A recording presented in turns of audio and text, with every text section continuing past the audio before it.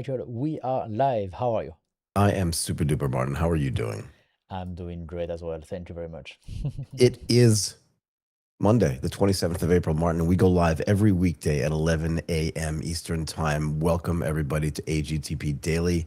There's a lot to get to today, Martin, no? So many stories, so many very interesting stories, actually. I really love this episode today. Yeah. So do I. So do I. There's a lot to talk about. Let me just run through the topics before we jump right into them. China, in what I always say would fall into the category of what took you so long, blocks Meta's purchase of Manus. Again, not a shocking thing.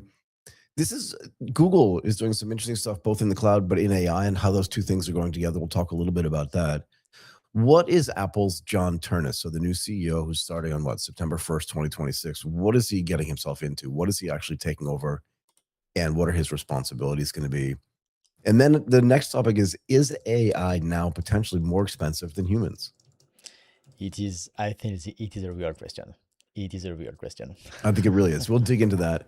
And then OpenAI, who just cannot stay out of the news, published a 5-principle framework. We'll see if they can. And again, this is on the back of, I think they published a little bit of a manifesto back in 2018 as well. But the difference between the companies today and back then are just like night and day. So we'll talk about that a little bit. And then Sam Altman is apologizing for not letting anybody know about this mass shooting that took place. I forget where it is, but we'll get to that when we get to that story as well. Yep. Super. A lot of great topics for today, Michael. I think so. So let's talk about this Manus thing. I mean, I remember when this story came out, you and I were talking about this. It's a big deal. Manus, which I think is domiciled in Singapore. It is. Yeah. It is at the end, just before the IV acquisition, right? And this is part of this is part of the problem here. But this is the whole point. They literally moved their domicile from China into Singapore so they could have access to. It's not even just U.S. money, but the foreign money. Right, because that's one of the things that Singapore is really great for, giving people access to not just local and regional capital, but international capital. Just again, based on the legal system, English law in Singapore, it just makes stuff so much easier. And now China's saying, and this is actually getting, so they canceled this deal. Yep. And frankly, I'd like to know what that really means when you cancel a deal, because if you look, Martin, on some of the stuff that Manus has been publishing recently, it says powered by Meta. Okay. They were already presuming that this deal was done. Yeah. So maybe actually we can give a little bit of history for the people who may not have have followed the entire story, maybe. Yeah. So do you want to talk about what it is? Do you want to go or? Yes. I can go. So basically today, Monday, April 27, China basically they blocked the acquisition, and also they required the deal to be fully unwound as well. So they say, we don't do it, you just stop, and then that's it, right?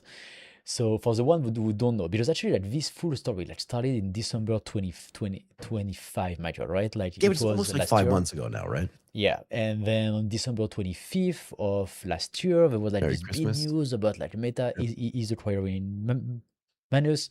And the crazy thing about it, when I first saw the news, we are in Asia, and because we do ATP, and I spoke to the Manus team a few months before that, really, right. They almost came on the show. That would have been awesome. Go ahead. That was the only way we saw them, right? In Asia, besides that, there's not a lot of marketing. There's no campaigns for them. They were not really used by a lot of people. If there were not a lot of people talking about Manus here in Southeast Asia, right? Yeah, so if I hadn't found them through the AGTP podcast, I don't think I would have known about them. And so when the news about the acquisition broke, it was wow, it's actually big, and we never really saw it coming, basically. So it was already very surprising. For those who don't know, Manus is an autonomous AI agent. So it's not a chatbot. It can actually complete tasks on its own without the step-by-step prompting that we do with chats. And so I would say it was the first big move into the AI agent category back in December, right? It was just all the OpenClaw, all the perplexity, and all of these things have happened from February onwards. But already in December, Meta acquired Manus they thought they did. Or they thought they did for the agentic AI capabilities, right? So that was pretty cool, especially that they launched in March 2025. And in December, they had reached already $100 million in annual revenue. So huge growth. That was like the one big thing that everybody was talking about back in December. And then Meta acquired them, tried to acquire them in December for $2 billion. So huge acquisition. And they wanted to fold that into their Meta AI team, Meta AI Their super intelligence team. Yeah, technology. this thing run Yep. by Alexander Wang. Yeah. Exactly, but China said that Manus core technology was developed inside of China, which which made the sale a restricted technology export. And they say that this fall under the foreign trade law on restricted exports, and they basically say, okay, we are going to block this sale. Also, just before that, I don't know if you remember, but we talked about that on a couple of episodes ago. China has actually put a travel ban on Manus CEO back in March, like Both last of them. month. It wasn't it Yeah. both of the founders. They put a Yes. travel ban on. They're like, Yeah. you can go all over China. You can do whatever you want, but you But cannot you leave can't the go out. country. Yes. So they were in Singapore, I think, at this time, and they said like, "Hey guys, come to China. We need to talk to speak you." to you." And then when they spoke to them, they basically told them like, "Look, now you get to stay here. You can't leave. You get to stay here, and you can't leave the country." So they are blocked in China since March, and now today China announced that they want to block the purchase, basically. Yeah. Look, I think this is a bigger deal than just Manus. Yeah. Yeah, it's a much better deal. But just before, maybe we talk about Go like ahead. the broader field, so everybody has all the information. Yep. Keep going. As of today, even if China wants to unwind the deal, it's still going to be very complicated because the Manus staff have already joined Meta. The capital apparently has already been transferred as That's well. the money moved, right? This is the thing. The Yeah. money's moved, right? So Yeah. how do you unwind this thing? And remember, Exactly. Yeah. sorry, can I interrupt you for a second? No, Because I please, think please this go. is important too. Mhm.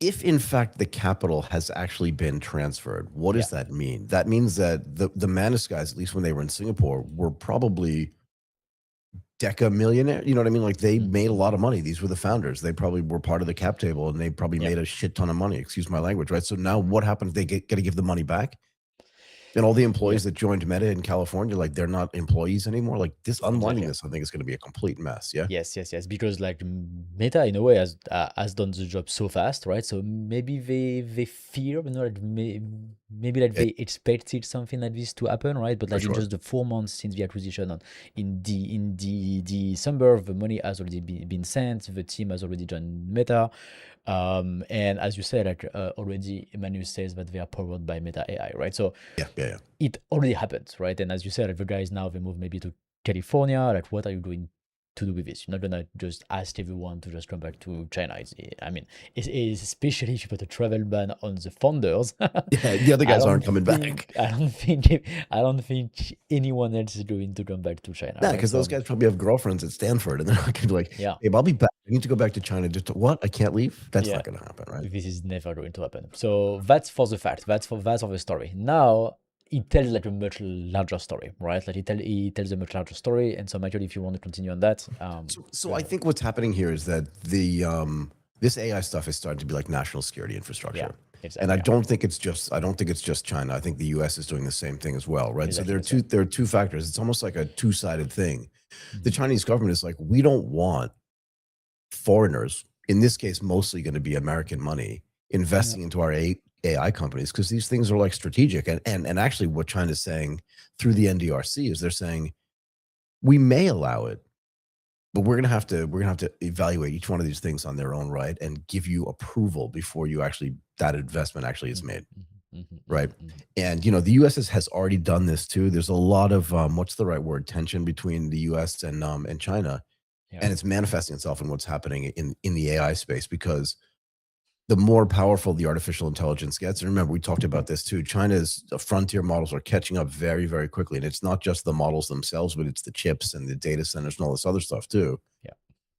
They just want to make sure that those strategic assets are protected and that there's no outside influence, right? Because if you're an investor, let's say, and not even just what Facebook was doing, but just a simple investment, if you want to invest 10, 20, $50 million into these companies, at least in the early stages, you may get a board seat, right?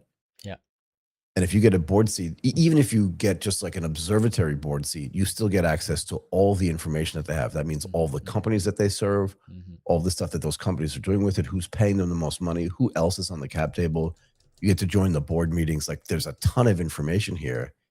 And some of that could be strategically sensitive. And I don't think the Chinese government is going to want that to happen. Yeah. And that's true for all these companies. Remember, who was it? Was it no, it was DeepSeek, right? Who was originally domiciled outside of China, and the Chinese government said that's sweet, but not anymore. If you want to raise more money, remember we talked about them raising $300 million or more dollars last week, and it was predicated on the fact that they would have to then domicile themselves either in China or in Hong Kong. Yeah. And I don't think the DeepSeek team had any. They didn't care so much because they had never. They were domiciled offshore somewhere. I don't remember off the top of my head. It may have been Caymans or BVI. I can't remember exactly where it was. But they were happy to come back in. Yeah. I mean, sorry, go ahead. Especially when we see what happened to Manus, right? Like, but I think to me, like the thing is that in a way it's completely normal. You know, like we see like all of these headlines about like China looks bad, they block the acquisition, they block the founders and stuff. But as you rightly said, like right now, AI is considered like a strategic infrastructure for like for the countries.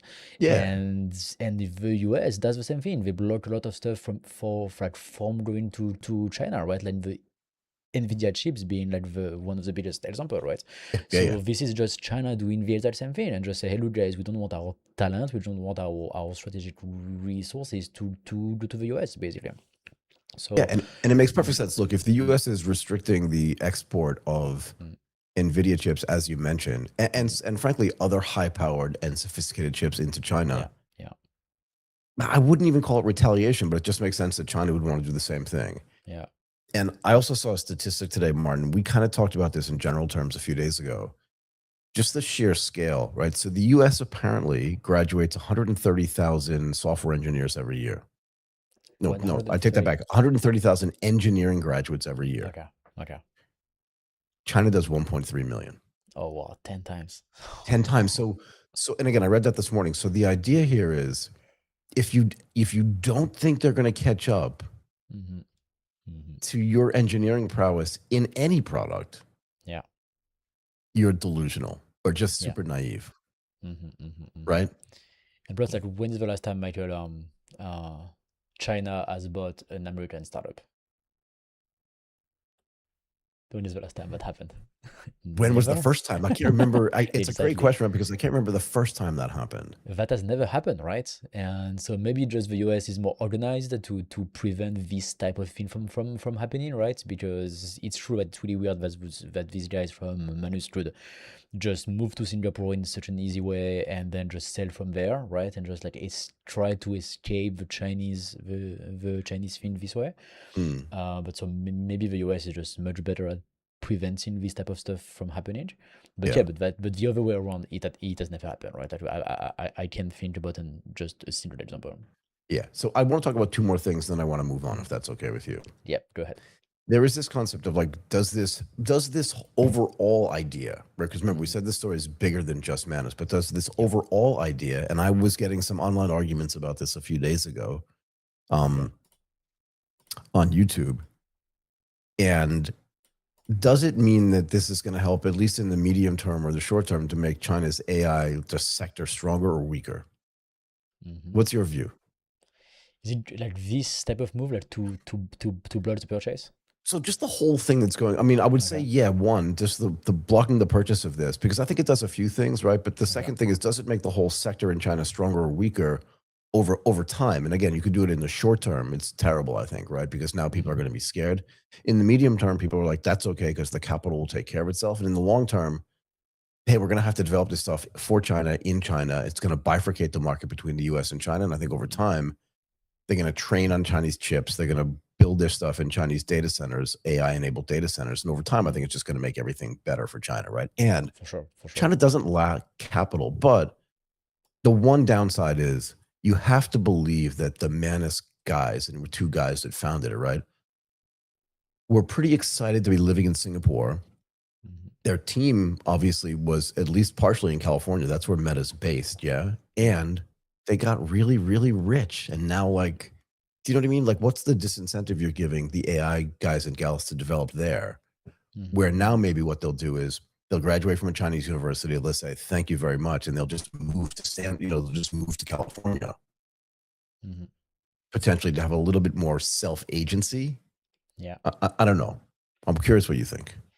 Yeah, actually, it's true. Like, it looks like Singapore couldn't be a safe haven to them, first of all, Nah, right? nah, Like too close, they, too close. yeah, too close, and also like Singapore is like is linked to China, right? Like For China sure. is, I mean, the entire Asian region is linked to China, right? Like Yeah. China is super important for absolutely every country in Asia, Singapore included. So yeah, so Singapore couldn't be a safe haven for them. That's I think the first thing. But then yeah, I think then in the long term, it's a long term play for China, and in the long term, it's better for them. I think they know really well what they are doing. You don't want your talent to go away, right? So you try not try to keep them in house, especially as you know. Meta tried to get the entire team Yeah. inside their AI team and do all of this thing. Like maybe they were like, you know what, this type of thing can very well happen. We need to make everything quick, right? And which is what they did. I don't know exactly what are the certain circumstances, sorry, that made the founder go back to China, right? Like we don't know everything, right? Maybe there was like some over type of pressure that made them go back there. Maybe they had an idea that it would, you know, something would happen. That's why they would leave China in the first place to go to Singapore. Right. So we maybe don't have all the information, and plus like getting this type of information out of China is really really hard. That's not the type of stuff that they openly Mm-mm. told about. But yeah, on the short term, maybe to not scare all the entrepreneurs, but on the other hand, China is putting a lot of money and a lot of infrastructure as well to build their own AI entire stack, right? So Yeah, yeah. just build in China, and the same way the US is just building in the US. And yeah, I think in the long run, it's just going to help them a lot. Yeah. So one more thing, and that is, what does this mean for Meta's AI strategy? Meta Right. AI. Yeah. Well, Meta's whole because again, they want to compete with OpenAI and they want to compete with Yeah. Anthropic at some level, potentially, right? And this is again, I was getting a ton of pushback on YouTube about this. Remember, we had that whole conversation last week about this, saying they have 3 point something billion average daily users right across their whole family of apps. If you think about it, Instagram, Mhm, right, WhatsApp, and Facebook. There's just tons of people using it. mhm, So mhm. what do they do now? They bought this because they wanted to have the agentic capability. Yep. I don't know. So it's just weird to see like what they're going to do. And now it's like you cannot purchase a Chinese company. Yep. Can you? But the same way you can purchase an American company if you are China. No, same thing. Yeah. Same thing. So Yeah. yeah, I mean, same thing. Same thing. Maybe like I mean, once again, like the Manus team has already moved to Meta. They already integrated everything. So that's why it's going just to be super hard to go back to how it was before the acquisition. The only thing that looks that is actually what's something that on which China can do something is just that the founders are in China. It looks like that's the only thing that has actually like that gives them some power. That they are locked in China. They have Yeah. Yeah. travel ban. They can't move. And besides that, I don't think anything else can happen. Doesn't look like that. That's some real mafia style stuff though. Hey guys, why don't you come over? So we need to talk to you about how great Manus is. Yeah. Yep. Yep. Yep. Yep. Yep. You Yep. get in the Yep. room and they just go, give me your passport. You never leave. And like, that's just, I mean, I get it. This is We why it's like strategic stuff, right? So we know some other Chinese founders who do the same thing, right? That they yeah. are Chinese, but they live in Singapore. They incorporate their business in Singapore. I Yeah, mean, I don't want to say their names, but we know a couple yeah, of guys, like a couple of exactly. companies in the AI Yeah. space and in some other spaces. I don't want to say anything, but yeah, we do know them. We spoke to them. Yes, yes, yes, yes, yes. So it's not like it's not just the Manus guy who did that, basically, right? That's my point. There's a lot of people who are doing this. But yeah, Yeah, but I just wonder if those companies, well, one of the companies we know could be like this geopolitically strategic infrastructure kind of stuff, but the other companies that we know, maybe not, but still, it's a little bit frightening, I think. Yeah. yeah, it's a little bit funny. Yeah, I wonder what they think, what they feel about it. But I have I to wonder ask them what they feel. offline. Yep. I'm gonna have to Let's do ask them it. offline what they do. Hey, do you want to come and do an episode about that? Is not the thing we're gonna do, right? How you feel about China doing a travel ban on the Manus founder and Founders, what do blocking you the guys think? acquisition? Yeah, We're gonna have to what do like you guys change their think? voice, put them in the dark. It's gonna be like one of these CIA or FBI recordings. Yeah. Is there some example like this in the US? I'm trying to think about like Well, somebody when they who stop the did, travel. yeah, like somebody would build something and an American founder build something, live somewhere, and then the US say, hey, come back, and somehow lock them. And, I don't think there's any example, is there? So there was a commodities trader named Mark Rich who Okay. basically this was in the 70s and 80s who decamped to Switzerland, and I think Switzerland did. I don't remember which country he was in, Okay. but that country did not have an extradition treaty with the United States. Hmm. So he just can, and I don't. He broke some kind of law, so it wasn't like the same thing. Okay. But Okay. they wanted him to come back, and at some point, Clinton actually ended up pardoning him so he could come back into the country. Okay. But it was more like you can't come. It was more like you couldn't come home, not like we Mm. tricked you into coming home and then you couldn't leave. Yeah. I've never heard of that before. Never heard of it before either. No, that's why I said it's like some mafia style stuff. Anyway, let's talk about Google and their deeper AI and cloud strategy. Let me run through this quickly. Yeah. Let's go. So everybody wants to be in the cloud business. You know, we talked about this a lot too. Google Cloud, though, if you know this, is in third place. And it's been there for years, right? AWS is 31% of the global market for cloud infrastructure. Azure, it turns out, a Microsoft business that started afterwards, is 25%, and Google Cloud is like 11%. Now, it turns out that Google is actually growing faster than anybody. Grew 48% in Q4. So it's a pretty big number, 17.7, almost $18 billion of revenue. And their CEO says that AI, but because they want you to do stuff on the cloud, but like, what are you doing there?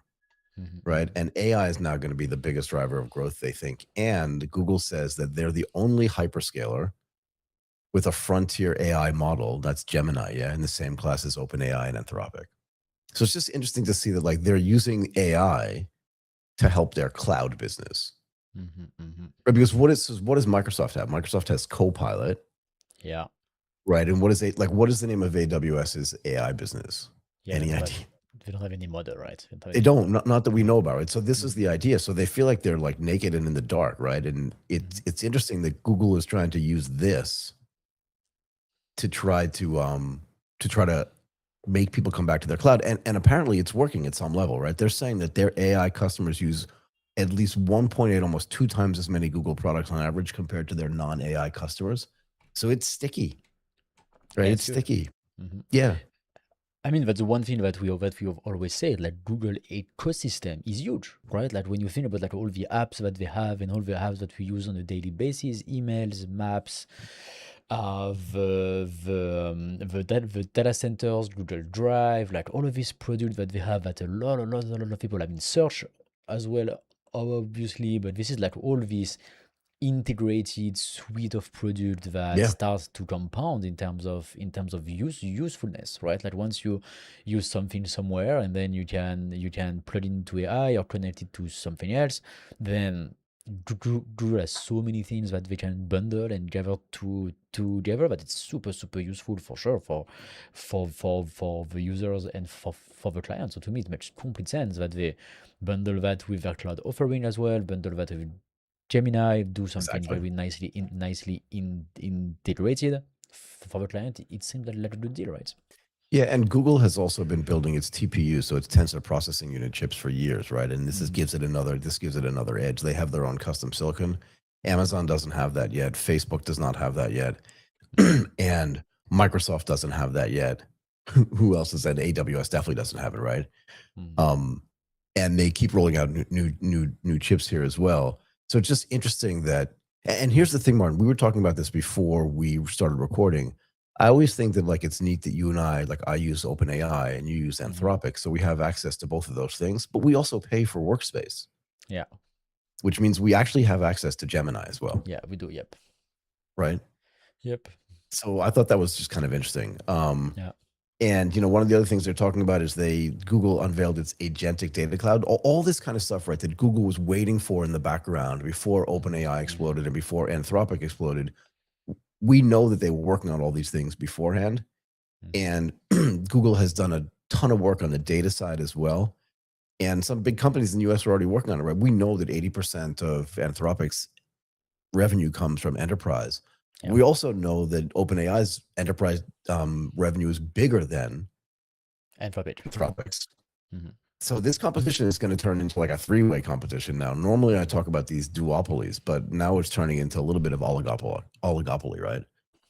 Because if Yeah. Google can come out and make a strong offering, and it looks like they can. Remember, Google has other, because big firms big enterprises are already using some of Google's other services. I mentioned that earlier, right? And if they can get them then to start using their AI stuff, then they're going to start getting them to use their cloud stuff, and then you're going to see some fall off potentially in AWS and in Microsoft Yeah. Azure. Yeah. Yeah. But that's a really interesting angle because you're right. Like, out of the largest tech companies that are involved into this AI, like race, AI big race that is happening right now, Google is Yeah. the only one who has both a model and a huge network of data centers, right? Like Yeah. Facebook has the data centers, but they don't have yet the model. Like they are trying to get there. But Facebook do not have an enterprise offering, right? Like they don't have like a $20, $100, $200 plan. Yep. They don't sell token, right?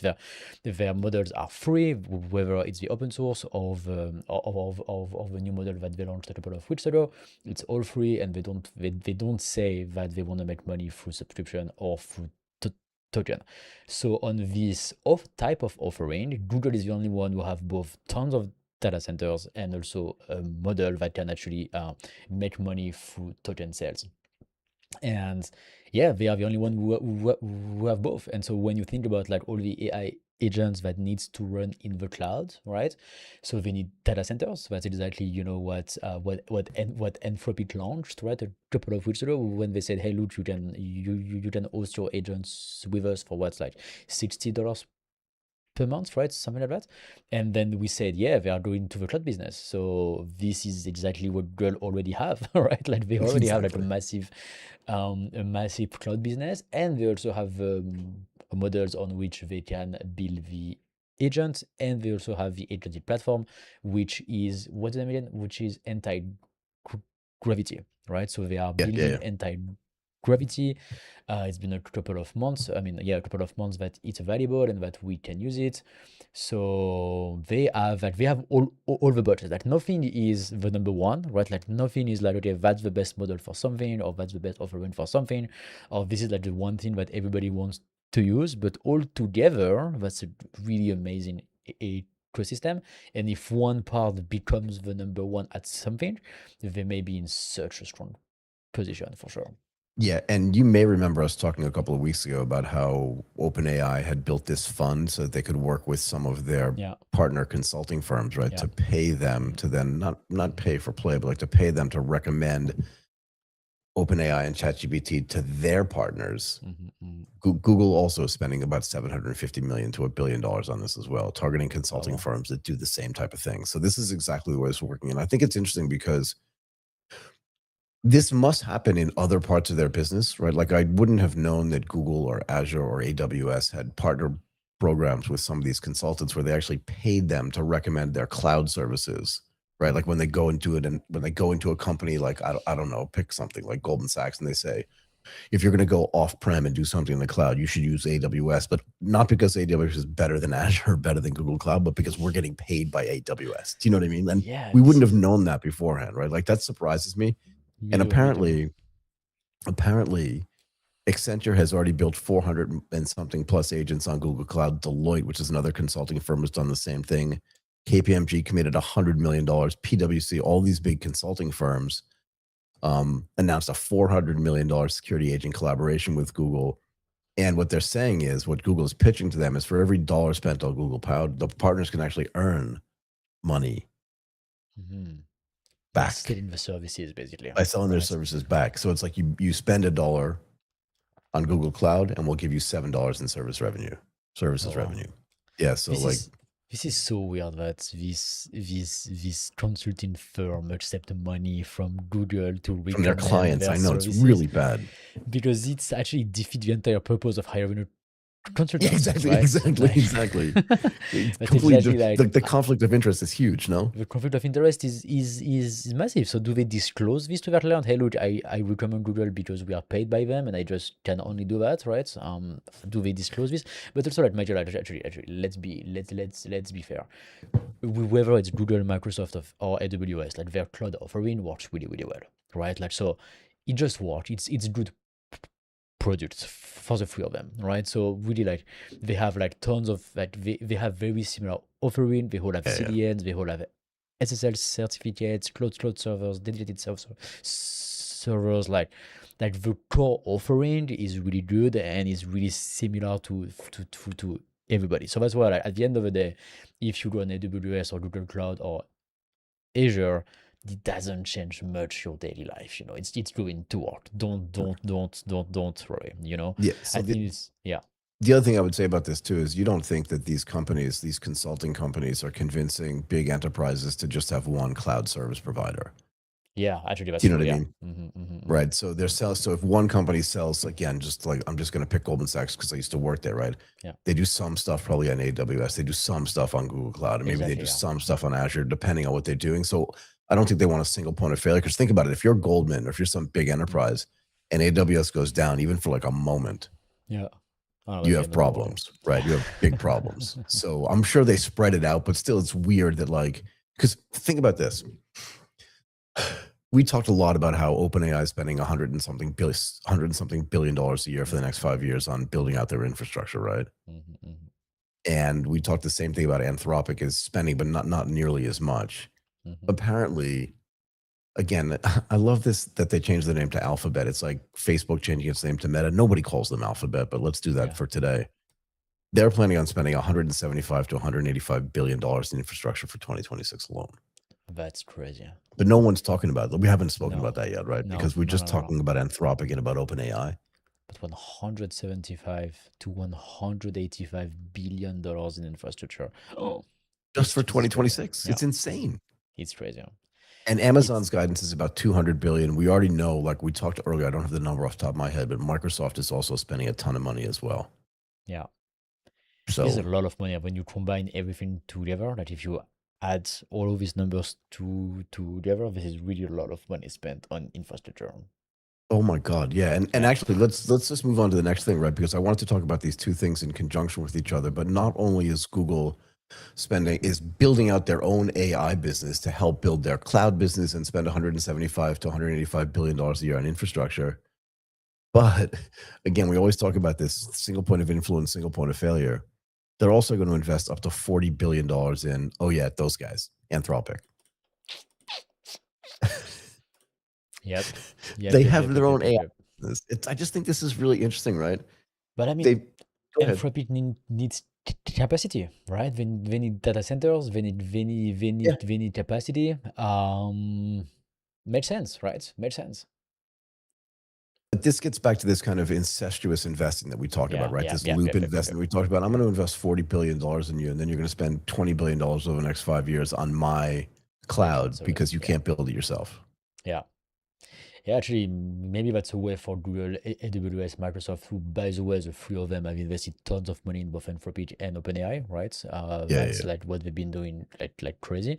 Maybe it's also a way for them to protect themselves against Anthropic or OpenAI building their own data centers, right? Like, maybe they're like, you know what, guys, we don't want you to do that. We don't need another player, and so we are going to invest into you.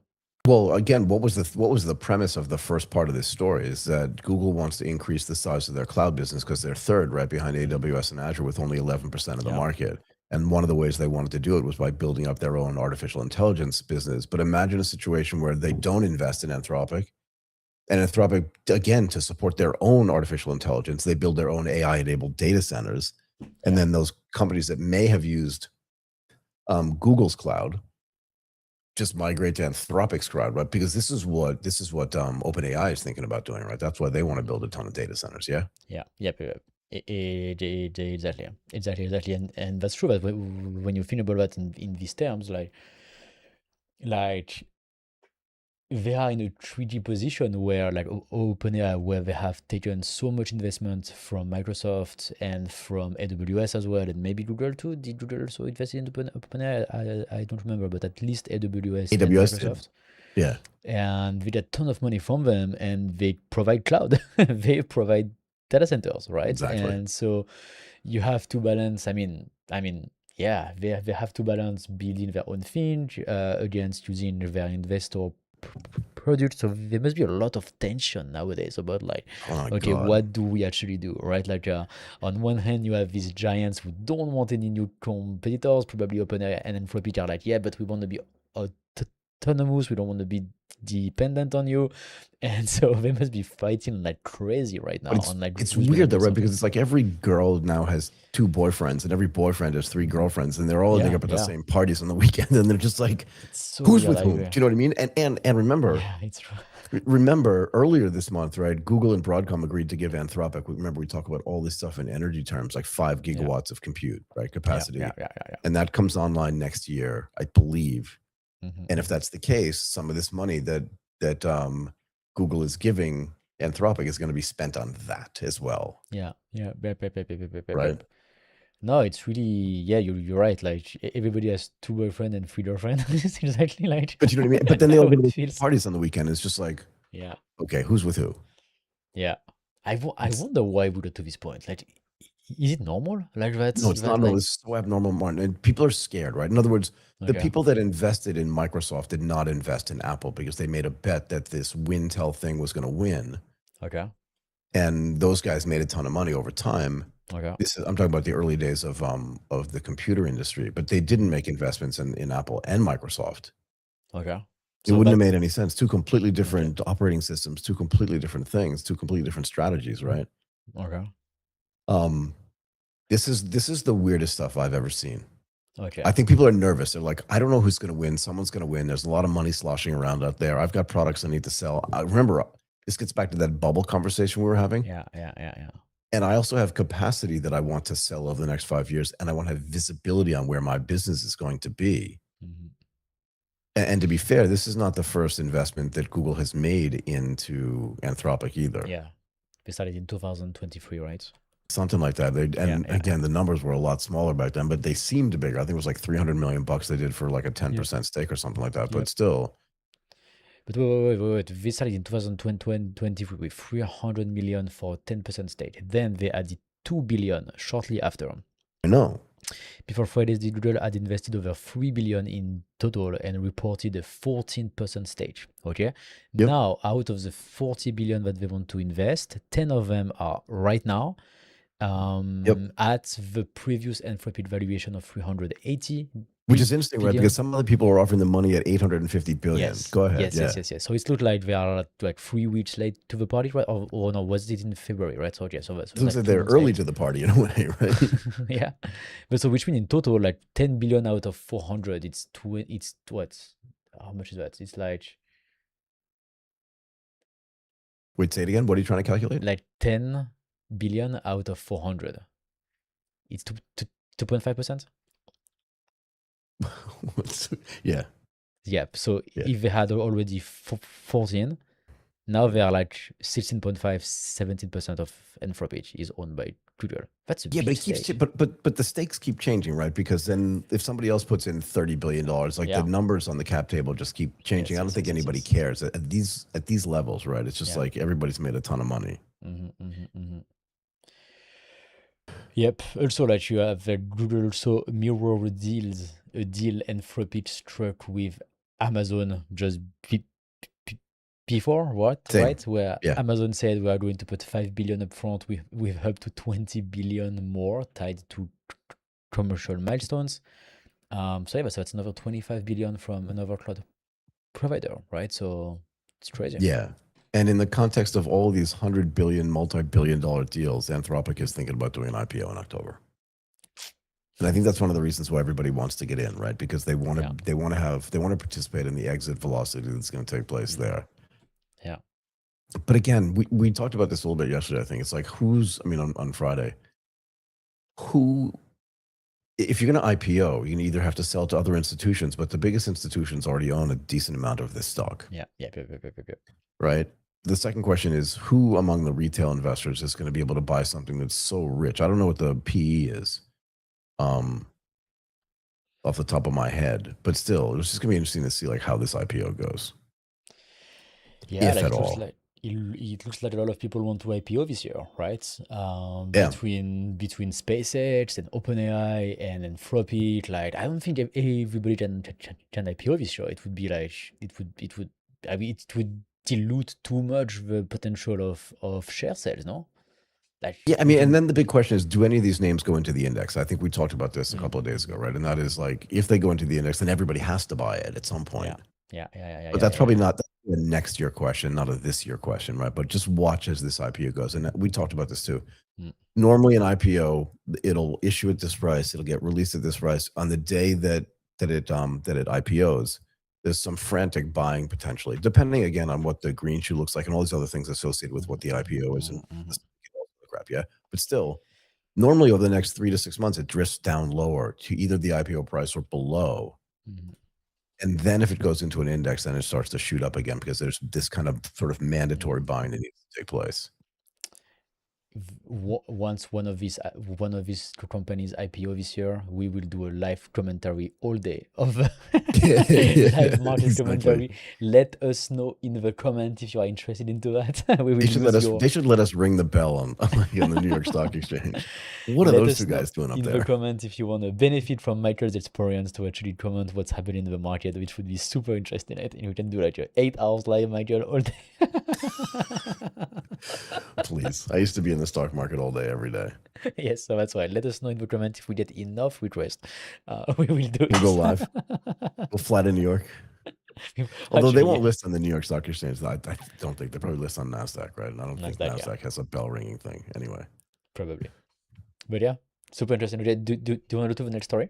Yeah, let's go to Apple. Let's do to Apple. So I wanted to have this conversation about what is Apple's John Ternus taking over. And again, just to give a little bit of context, right? Tim Cook is stepping down on September 1st. He's going to be the executive chairman. He has been Apple's CEO for 15 years. And you just have to understand like what he inherited. This is kind of what I want to talk about a little bit, right? When Tim Cook was originally hired from Compaq, this is before he became the CEO, because he was like the supply chain guy. Okay. And while Apple had some really, really great products, they were not as efficient as some of the other companies in the market. And he came from Compaq, if I remember correctly. And he just came in and he just turned Apple's supply chain into like a well-oiled machine.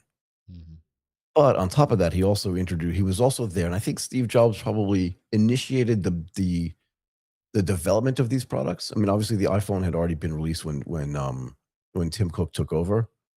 And the iPad did too, but there was no Apple Watch. There were no like all these other products that he kind of helped introduce and help foster, along with the services business as well, that just grew into this gigantic thing. But what's the new stuff? And I think this is one of the reasons I think why Tim Cook stepped down. I mean, he's not that old.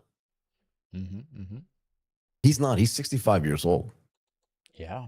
So it's not like he's in his 70s and he's tired. He's just like, what's coming, right? So this is the big question for me. This is just the thing that I wanted people to think about. Because what are they gonna have to focus on? You know, I think the first thing he's gonna do, this is probably gonna be at WWDC, which I believe is every June. He's gonna have to introduce some new products. Okay. Right? And one of the new products that they're gonna come out with is a foldable phone. Right? Yeah, What are we they talked calling about this? that, right? The iPhone Ultra. Yeah, we talked about that like a couple of months ago. We were like a leak of also information about that, right? Yeah, but the interesting thing is, remember, he was an SVP of engineering, and he was the engineering lead for all these physical products that Apple was building. So he apparently oversaw the engineering and development of this iPhone Ultra. And, you know, the market's describing it. I watch all these leaks and stuff on YouTube about like what this product is meant to look like, but I've been doing this for 30 years, right? So it's just interesting for me. And the market is saying that this is their most radically unique iPhone ever. Okay. But I would ask you again, does anybody want this? A foldable phone? A foldable phone, right? Because it's like an iPad mini Yeah. in reverse in a way, So no? I would say, actually, my first feeling, my first answer to this question is definitely not. I don't think that a good use case. I don't like the look of it. It's too big. And everybody that we spoke to that had a foldable phone told us like we just went back to a normal phone after. Right. So it seems to me weird that Apple want to enter this market like what 3 or 4 years after the Samsung first foldable phone, right? Something I like don't that. think it's. I mean, actually, we don't have the number, but maybe it's a super successful market for Samsung, right? Maybe we are just living into a different world, Michael, and a lot of people love them, and that's like a billion No, dollar business, like maybe, no, right? no. So so that's the first point. The second point is Apple always does great products. So Sure. maybe they are going to surprise us with something, like they always, do the little tiny thing that changes everything. This is like the Apple thing, right? Like for example, the AirPods, they are not completely different than other earbuds, but they just work slightly better everywhere. And so this it just makes a product that is way, way, way better, right? And they are really good at doing this little tiny thing that is small but makes the entire difference, and that has been consistent over like many many products that they have launched. So that's why I'm very curious. Maybe they are going to surprise us with something very unique, and we're gonna be like, oh yeah, I needed So, that. Apple is a machine, and I will say this: Yeah. they have convinced people like you and like Hmm. I am Hmm. that their products are better. Yeah. But I dare you to go out and put in some Noble Hmm. AirPods. Yeah. I had a friend who had some Noble AirPods. This is a brand. These Okay. are very high-end AirPods. It was Okay. insane, Martin. Okay. It was like being at a concert live. Like the sound was so full and so amazing. Okay. And the way they fit into my ears was just insanely great. And I was like, I have to get them, but they're so expensive. And normally this is the knock on an Apple product, is that like it's way too expensive. But you can buy AirPod Pros for 200 something, no? 250, 200. 9,000 baht, 8,500 baht. It's Yeah. like Yeah. 270, 300 bucks. It's not that expensive. But these Nobles like 500 or 600 bucks, but they are just in another universe. And Okay. even the Beats makes AirPods as well. Hmm. Now it Hmm. turns out Apple owns Beats, but still Hmm. it's a different brand. Yep. But those products are actually kind of good too. So we'll see, right? And apparently they're coming out with the new AirPods Pro that actually have cameras on them for some reason. I forget what Really? they're going to be used for. Maybe for some like spatial awareness or something. I Okay. forget. Okay. Okay. Maybe for Apple Intelligence. Like imagine that if they have little cameras in them and you're walking around and they go, oh, that's like this kind of plant or that's that Yeah. kind of dog or that kind of thing, right? Yeah. Yeah. Okay. Yeah. Let's see. Let's see. But that's really interesting, like that they brought an engineer as the CEO, because like it's also like it's a good follow up to all the things that we've been saying on this show about Apple, which is Apple a really good software company anymore, right? Like Yeah, they are because I amazing don't think so, but yeah. at hardware, right?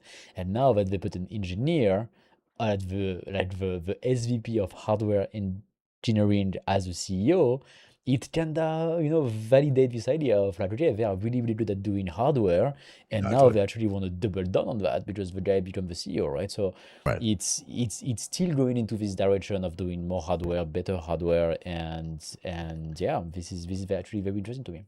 Yeah, so there are a few more things to talk about here. Apparently, and again, this is just like the way this news is being reported, Tim Cook is handing 10 like entirely new product categories to this guy. Hmm. Hmm. Smart home, Hmm. right? So a tabletop display on a robotic arm that repositions itself during video calls. Yeah. So you know how they have that thing where like if you use your iPad for a video call, as you move Yeah, around, it kind of you follows just you. move. Yep, yep, yep, yep, yep, yep, yep. I think that just makes people dizzy. It's like to me that's like an Oh over yeah. engineering. Like I used to have this cup holder in one of my cars. You'd press the button and it kind of went "Woo," like just like you didn't need it. It was over engineered. It looked cool like on day one, but you just didn't need it. They have it on the Um, WebEx, right? Like sometimes we do calls and like the camera switch, we switch. I mean, move all the time to follow the people. It's really yeah, cool. nobody Yeah. wants this. But then they're also talking about some wearables. Like I think these glasses are going to be a big deal. It looks like that. I mean, what did we say last week? $2 billion already in Yeah, revenue for Meta. yeah, It's huge, yeah, yeah. right? Like, Yeah, and plus, like, growing 3 times every year. Like, it's massive, right? Like, it's insane. yeah, and Marquez Brownlee did a review of the Ray Bans today on Okay. one of his things, and he was like, the AI that's built into this stuff is really impressive. You have to ask it questions in a very specific way. Meta, what do you see? And then what does it do kind of thing. I forget what the Okay. actual command is. Okay. But it was like identifying plants. It was identifying guys like that were filming him. He's like, "What do you see over there?" It's like, "I see a guy with a camera filming Okay. you up against a big window." Okay. Um, and then they apparently have a small AI pendant you wear around your neck. Like, I don't know what that's going to be. And sometimes with these products, the way they're handed over, the thing that they're working on right now is just like a proof of concept for something that might work. Yeah. Yeah. But that product actually turns into something else. Yeah. But I think that these lightweight AR glasses, here's the thing. The iPhone just kind of blew everything away. It was the fastest growing, biggest Mm-hmm. product ever, like in the history of humankind, right? Mm-hmm. Mm-hmm. But they're trying to make the glasses kind of a replacement product for the phone. Okay. But here's the thing. You don't wear glasses, do you? No, I don't. Right, and I only wear glasses to read. Mm. I don't wanna walk around with glasses on, do you know what I mean? No, for sure. Yeah, no, it's true. It's true. But you remember that Meta was also trying to address this correction lenses market, right? I Like know, so I they know, were I know, like, okay, that's fine. we are also going to actually help people who wear glasses on a daily basis to actually through the Meta glasses, which is also like another piece of the market that is really, really smart to target, right? Yeah, yeah. But yeah, for the people like me who don't wear glasses, I don't see myself wearing glasses all the time just for the AI. I mean, maybe not yet, right? I didn't try. So maybe tomorrow I'm going to try. It's going to be amazing. And then you'll see me eventually with glasses all the time. I think it's really, really unlikely because glasses actually end up being a fashion item as well, right? Yeah, it is. But, like, even in the sun, you don't wear sunglasses and your eyes are No, sensitive, I right? don't So like it would it. Yeah. make sense that you did, but, like, I have sunglasses too, but I almost never wear them. I don't know. I don't wanna walk around with glasses on just for the extra functionality of artificial intelligence. At some level, I personally leave my phone kind of on my desk. I'll use that Hmm. metaphorically, right? Hmm. It's just sometimes because I don't wanna be bothered with all the excess information that's coming in, like all the Hmm. tweets, Hmm. all the texts, all the emails and stuff like that. Sometimes I just wanna have an hour alone.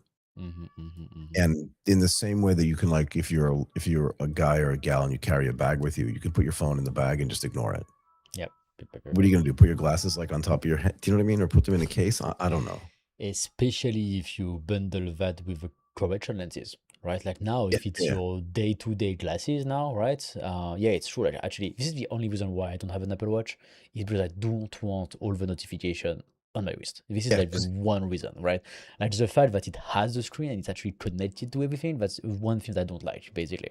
Because we receive so much stuff that I just like same as you, as I have zero notification on my phone, so I same. never know when I receive a message or when I receive an email.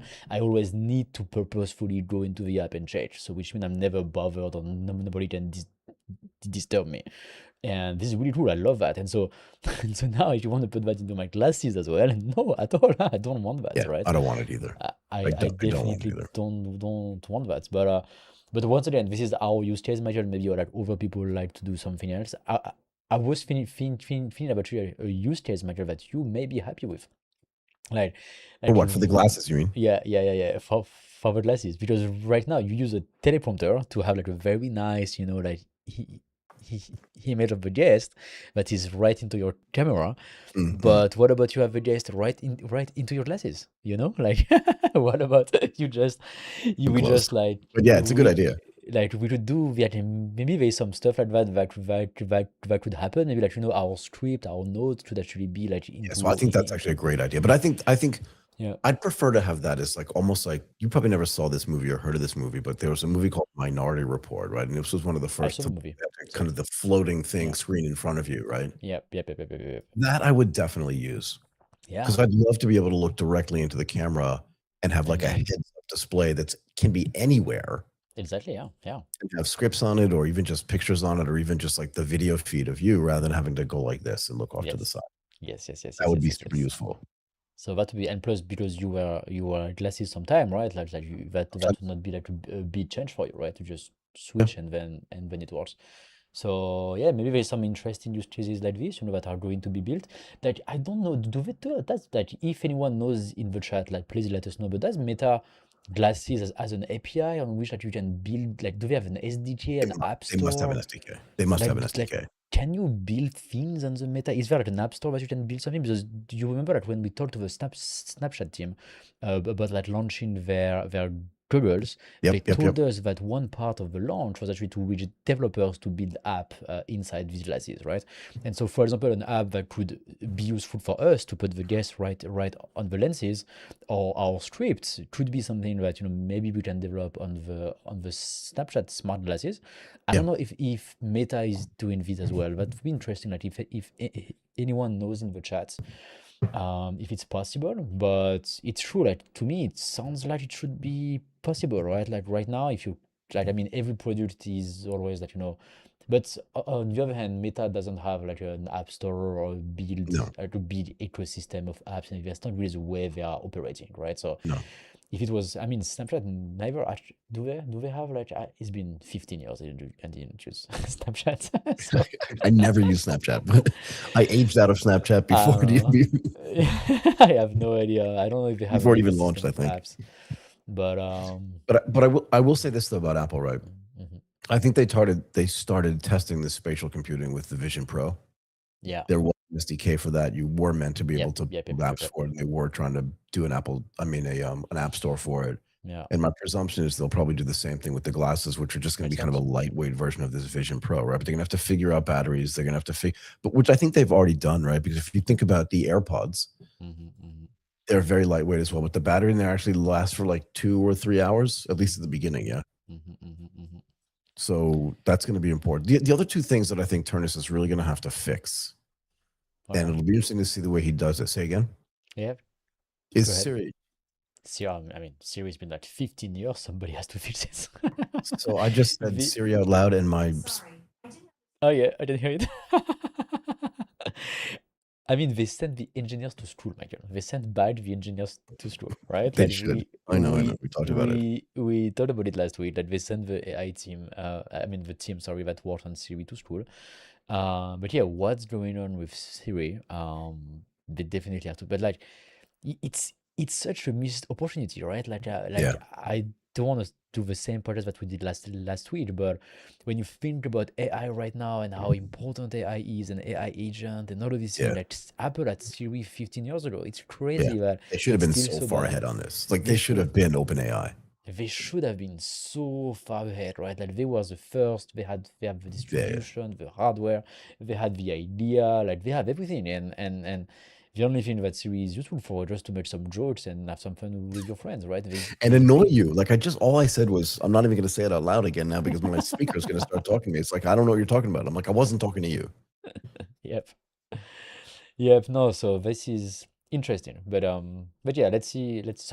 You said it was two things that you would need to fix. First Well, the one other was thing is going Siri. to have to be how they handle the artificial intelligence. And what I believe really strongly is I don't think Apple's going to try to build their own frontier model. I don't think they're going to try to build their own LLMs. I think they're They going are to do the same super thing they later. did in search, right? They're going to get paid a ton of money by Google and they've already Mm-hmm. started doing this, right? To put Mm-hmm. Gemini inside of all their Mm-hmm. artificial intelligence enabled hardware, and I think that's where they're going to try to win this thing. Yeah. I mean, Yes, we. Martin, do you wear your AirPods when you're working out? Yes, all the time. You do, right? So do I. Mm-hmm. But I would love to have them be way more aware of the stuff that I'm listening to, so I can say like, okay, go to this. Like, there's no reason why I should not be able to say to my AirPods, go to the podcast with this name and give me the second episode in my list. Like, it's Yeah. just simple stuff, right? Yeah, you're right. You're right. Actually, this is actually a really interesting Or thing. just sorry, go ahead. Yeah, that's actually a really interesting thing because right now, when you have an AI agent, like for example, through Cloud Code or OpenCloud or whatever platform you use, Yep. it's very simple to do this type of thing. Like you can train Very. your agent, to know what are the podcasts that you like to listen to.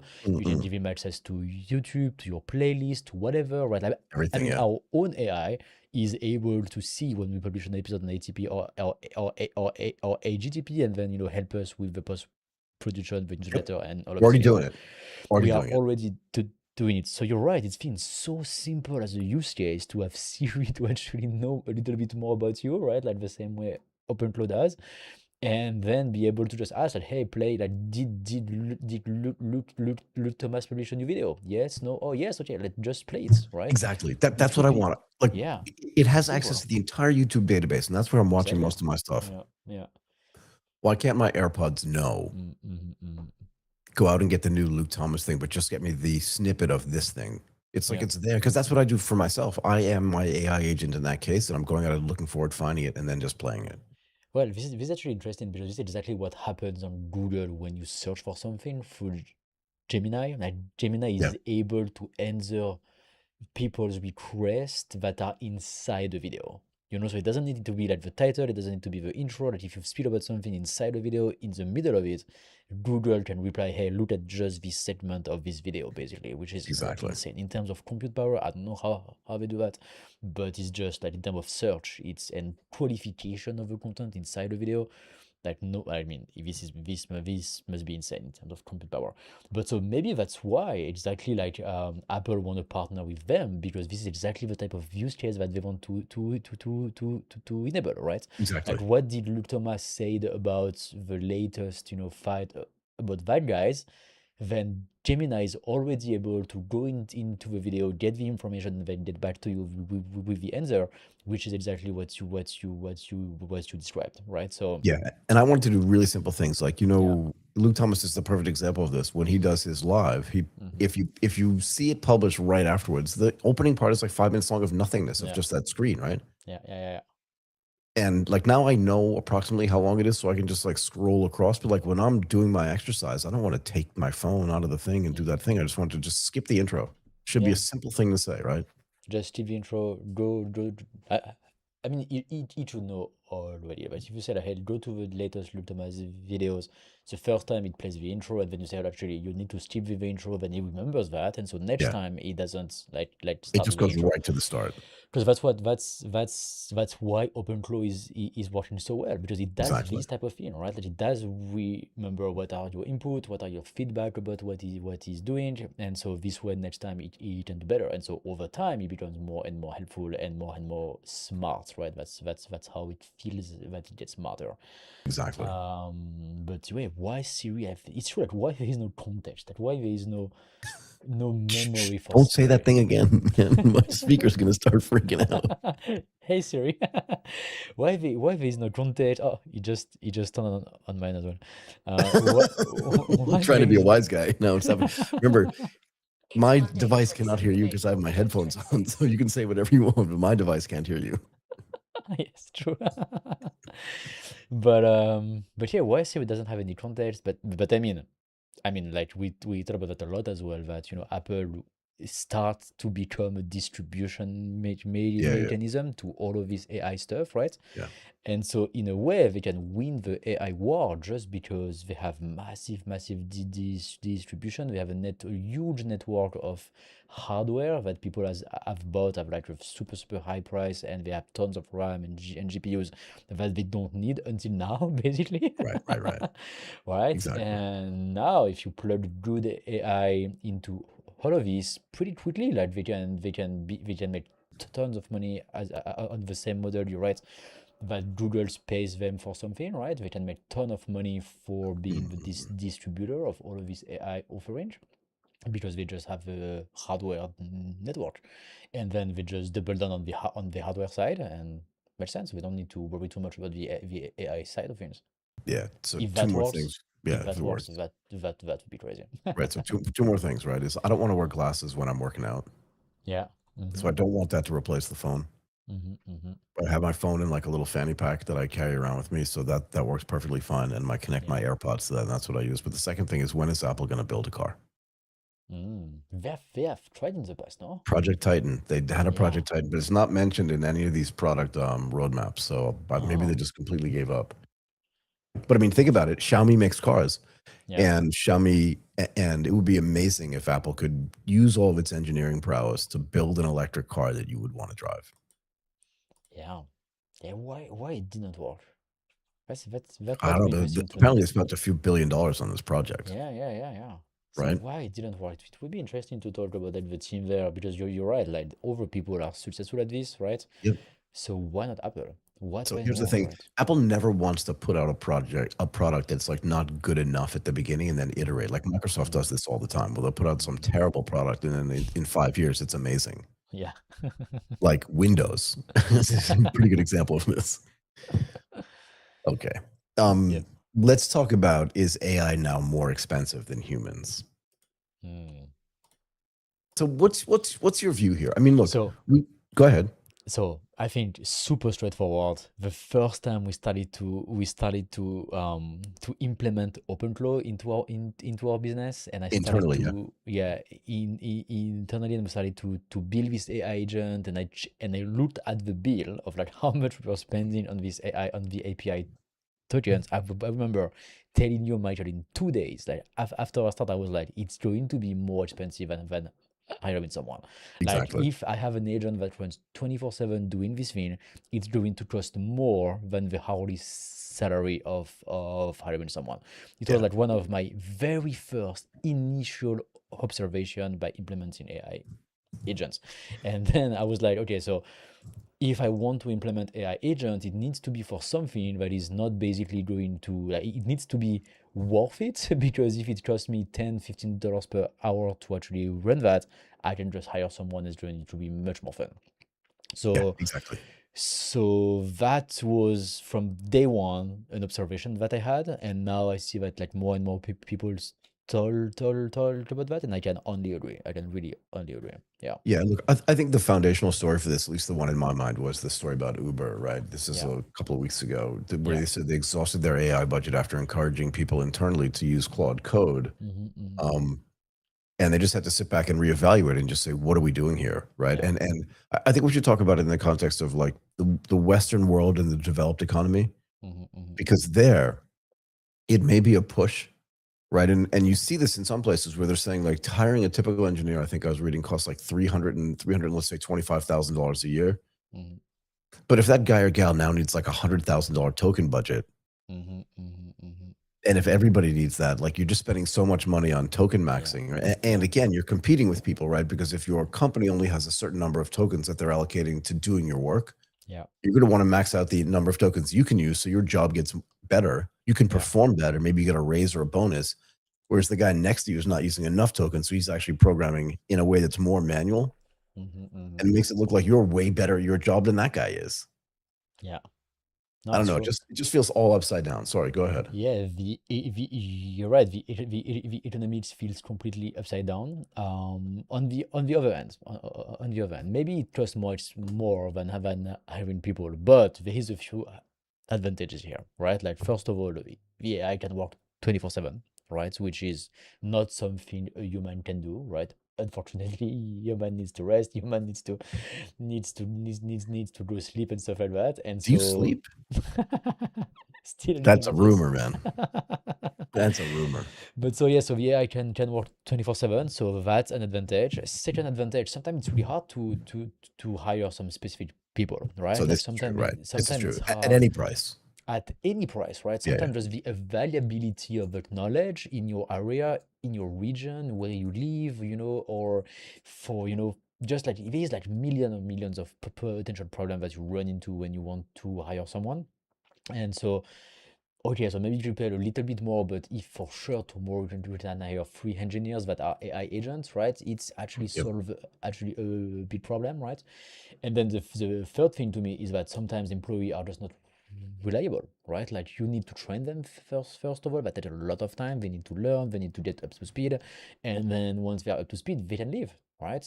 You don't have any of this problem with the AI agents, right? Like the agent is yours. It can crash, you can change models or stuff like that, but it's always yours. So everything that you are building in terms of memory, in terms of Today, processes, today, yeah, but like I mean that's like one of the big reason why people are so interested into all the open source models, because the open source models run locally, and then that's all yours, and no one can take it from you.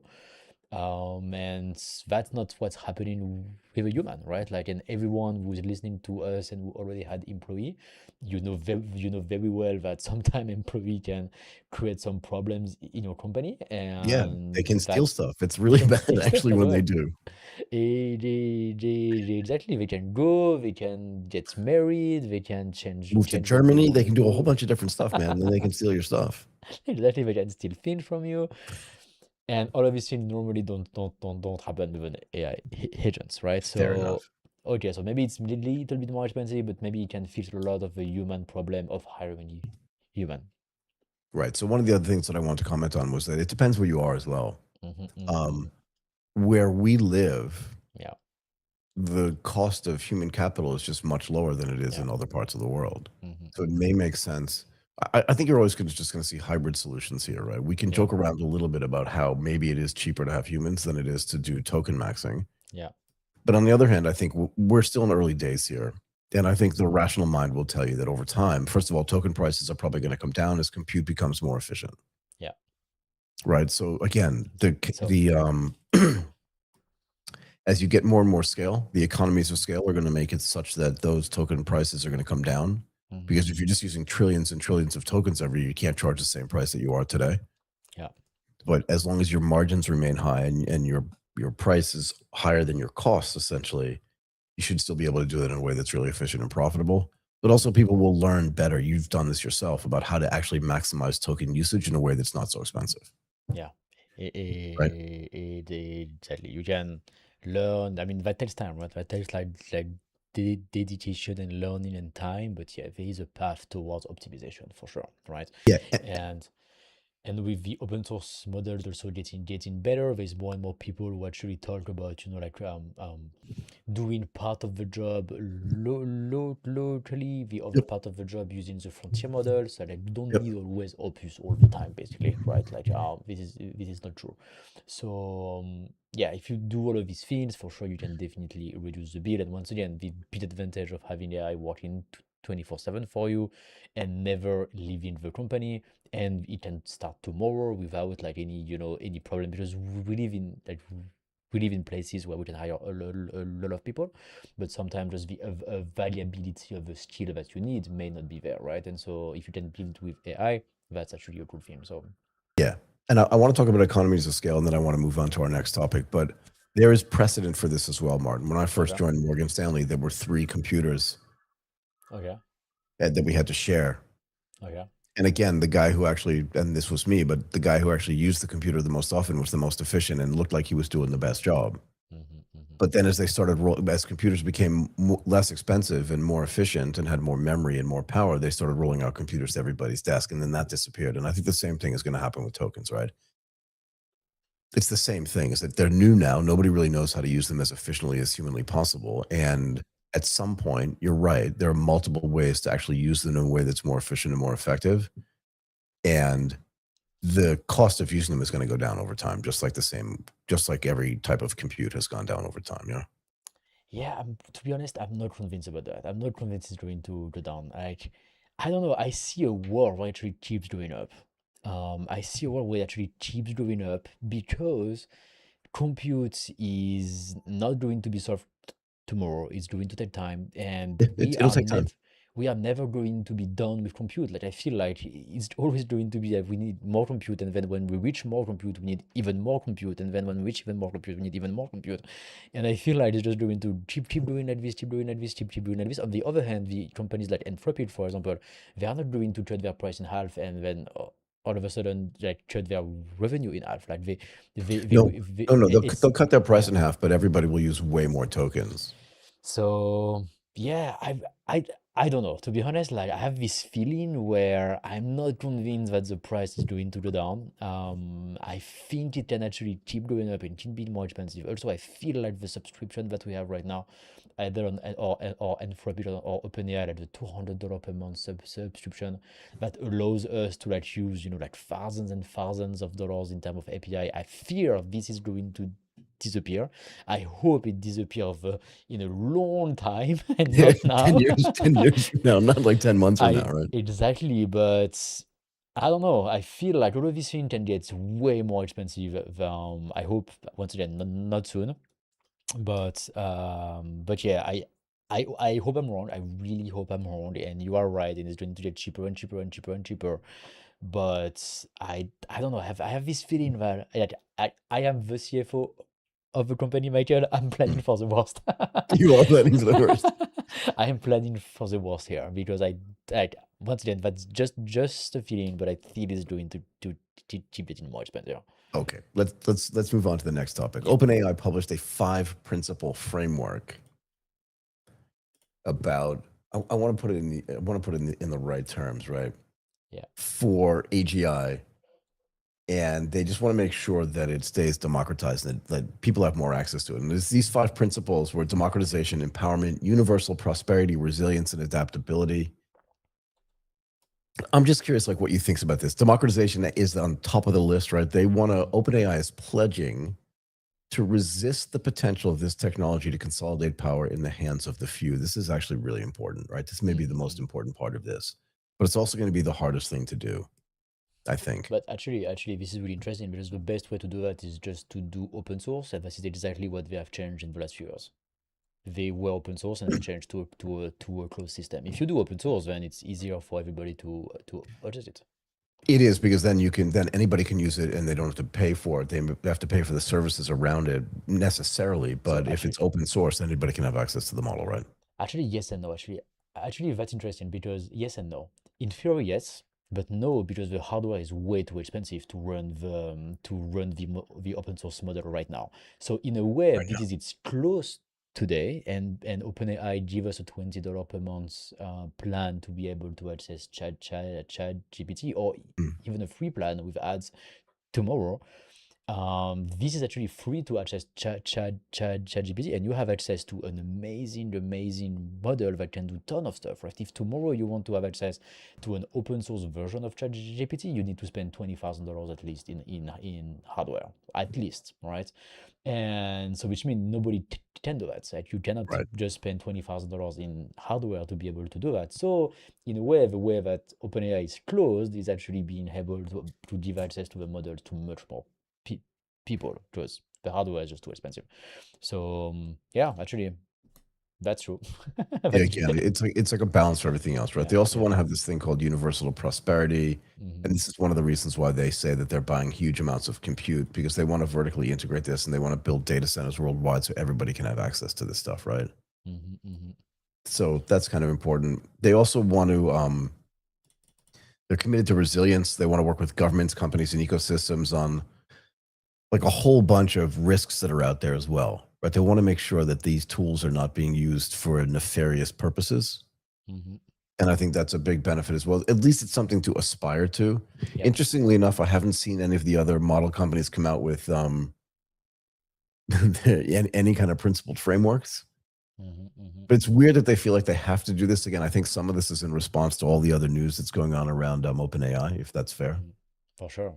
And also like their deal with the Pentagon and all of that. It was bad Yeah, yeah. press. It was bad I think it's press. a way for them to just go, look, we're good guys. We've always said we're going to be Yeah. good guys. We're not the same company where we were back in 2018, but we're trying to do the right thing. Yes. And they're saying that this idea of adaptability is like the biggest thing here. And then one of the reasons why is because they're just a much bigger company, a much more influential company than they were back in 2018. Yeah. Mhm, mhm, mhm. Anyway. Yeah. No, I think this is really interesting, right? This is really interesting. Let's see how it goes. But it's true that the fact that they're action right now when they launch the ads inside ChatGPT helps for the democratization, right? That it's true. Yeah. That it may be a solution to give AI for free to a lot of people, right? Which is a good thing at the end of the day, right? So Yeah. Meta is also doing that, right? They may keep Meta AI for free and then monetize this with ads. That would be another way to give access to AI to a lot of people. So I hope that works. If it's really what they want to do, right? If they are like happy with this advertising business, right? Mm. And they don't, just say, hey, you know what, it's too small. We need to be like light and floppy and just charge everybody. That's a possibility as well, right? Yeah, I hope that works because at the end of the day, it's a good mission. It's better this way. Yeah. Okay. Let's talk about our last topic here. Yep. Let me just run through this. Okay. OpenAI CEO Sam Altman has publicly apologized to the community of Tumbler Ridge in British Columbia. Mhm. My guess is that a lot of people that are watching this show and that will watch this show later had not heard about this. there are a lot of things to talk about here. I want to do this as fast as possible, but let's get into some of the details, right? So Tumbler Ridge is a small town in northern British Columbia. It's a small, like really small town, like 2,000 people. Like the smallest town I've ever lived in was 25,000 people, and that town felt really small. When I was living in France, I was living in a 2,000 people town. It's very small. Yeah, it's small, but it's really small though, right? It's really And small and again, nothing to do. It's the no, countryside. well, I mean, where you live, there was something to do, but whatever. Mostly it was around grapes. But according to the details, okay, according to what has been reported on February 10th, 2026, I don't want to say the name of the person, an 18-year-old opened fire in the town, killing 8 people and injuring 25 other people in a town of 2,000 people. That's a lot of people. I mean, for sure, like that's your neighbor. That's like everyone knows them, Yeah, and in this case, some of the victims included the person's mother, the person's stepbrother, and some people at the secondary school there. Oh, And then the person, obviously, this happens a lot actually with some of these stuff. They killed themselves with the gun that they were using. But apparently, 8 months before the shooting in June 2025, this person created a ChatGPT account and over several days described detailed scenarios involving gun violence to the chatbot. And apparently, OpenAI's automated systems flagged the account, and roughly a dozen human staff reviewed the conversations. And internal staff concluded that the activity indicated an imminent risk of serious harm to others and recommended notifying the Canadian police. But company leadership apparently overruled them. The account was banned, but nobody contacted law enforcement, apparently. this is crazy. To me, this is absolutely crazy. Do you want to keep doing, or you want to comment on that? I just want to comment a little bit, right? So a few things. One is, it's good that they have internal systems that flag this stuff. It's better if they enforce it. Yeah, but it would be better if actually they used it in some way. Because Exactly. I always say this to you, Mm. and I want to say this in a slightly different way. Mm. When I was living in Tokyo, it used to take about an hour and a half to get from Tokyo to Chiba. Mhm. But then they built a tunnel underneath Tokyo Bay. Mhm. And it cost 10 billion. It's like some ridiculous amount of money to build it. And I always said, like, I wanted to be in the meeting where some Japanese dude stood up and was like, I have an idea. Let's do a tunnel. Let's build a tunnel underneath the Tokyo Bay. And everyone in the room was like, that's a killer idea. How much is it going to cost? Billions and billions of dollars. I'm in. Everybody approves it. And they build a tunnel. But the point is, I wanted to be in the meeting because I want to understand like how that thing ever actually happened. I want to be in this meeting where somebody writes down through ChatGPT, discusses stuff, all these different scenarios. The automated system that they built flagged it, so that worked.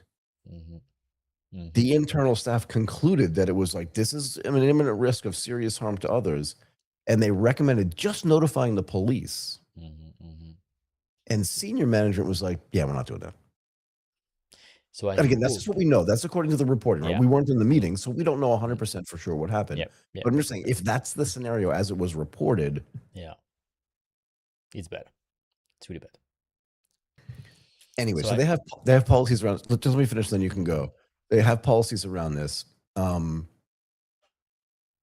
they said that the account, but they said that they looked at this stuff. The spokesperson said that the threshold that they had created was not met. I don't know. I wasn't there. I don't work there.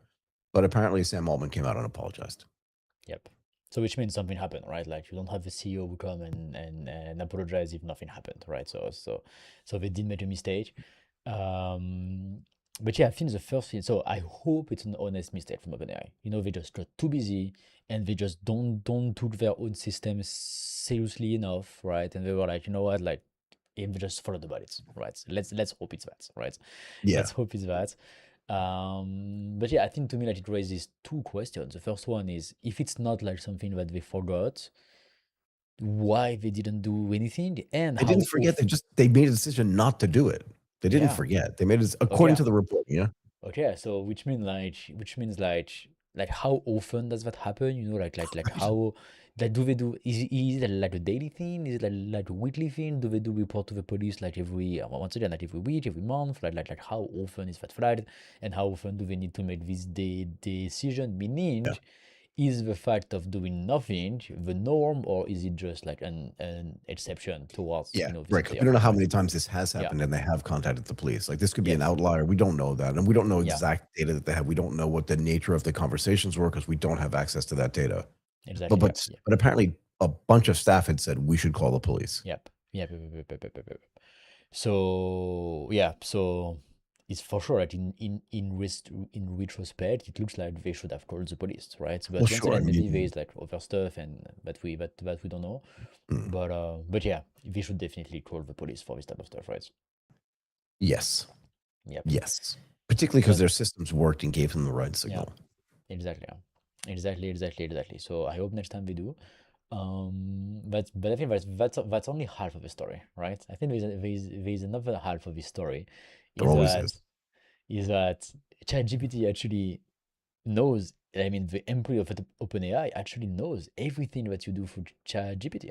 They can just go through it. Like people can just go through your chat, see what you do, and then take action based on that, right? So Right. So this is the other thing. I didn't know this, right? But like, exactly, are you suggesting to me that you have internal systems that can see everything that I'm because they have the name of I don't want to say the name of the person because exactly, that's not my job, right? But they yeah, have the name of the person. They know how old that person was. They know when they opened the ChatGPT account. They know everything. They know what town they're in. yeah, they know everything. They know everything. So the question Mhm. is like, when I do a query, are they just sitting here going, "There's Michael again asking about technology"? You know what I mean? Like they know Yeah. everything. They like in employees have actually access to this chat. So which means like someone can just show up in your chat and just read through it, right? So like actually I saw something like over the weekend. I don't remember like where and how, but basically they were saying, and I don't know if it's so 100% true. So like please like correct me in the chat or put a comment if you have additional information. But basically they were saying like if you go on trial in the US, the judge can ask for your ChatGPT chat because it's not considered as something cryptid, not something that is protected. So which means if you ask ChatGPT for legal advice, and you say all of your problem in ChatGPT, that you say the So I truth murdered a there, few guys last week, but exactly. they'll never catch me.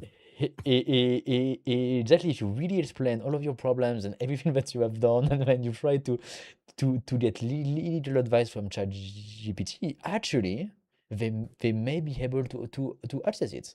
To me, it sounds really, really scary as well, right? Because, Yeah. I mean, it's the okay, yeah, that was the thing. Because like, the argument was because the relationship that you have with your attorney, like the client attorney Attorney-client privilege. privilege, yeah. Basically, from a legal standpoint, ChatGPT is not an attorney. Like it doesn't have that. So, which Right. means there is no privilege inside this type of conversation. So the judge should be able to access it. And yeah, I mean, maybe we don't really realize how much information they have and how that could be used because, like, I mean, here that's a really, really big story that is really, really bad. But we can imagine a lot of smaller cases where like white and black is not super clear, Yeah, yeah. and the two parties just do to chat GPT and say all the truth to chat GPT, like everything that they have done. Just like admit the whole crime. And then like all of a sudden like the judge just asked for it and boom and then we know absolutely everything, right? So and that's This is just not one good. example, right? So it No, it it feels scary to me that they can access like this all the conversations, to be honest. I agree. Okay, maybe we should end with that, Martin. Yep. Yep. uh, Lots of stuff we got to in this show today. That was really good, actually. yes, I hope that you enjoyed it. If you have any question, any comments, any information that you want to add to what we've said, feel free to put a comment below. As always, thank you for joining us. Give us a thumbs up on the video. Subscribe to our YouTube channel. Subscriptions help us. Follow us on all of our socials on X, on Instagram, and on LinkedIn. And as Martin said, just leave comments. We love having comments. Ask us questions. We'd love to be able to answer those questions in real time. We will be back again tomorrow at 11 a.m. Eastern Time. My name is Michael Waits. That's Martin Runford. We are going to say goodbye for now. Bye bye, everyone.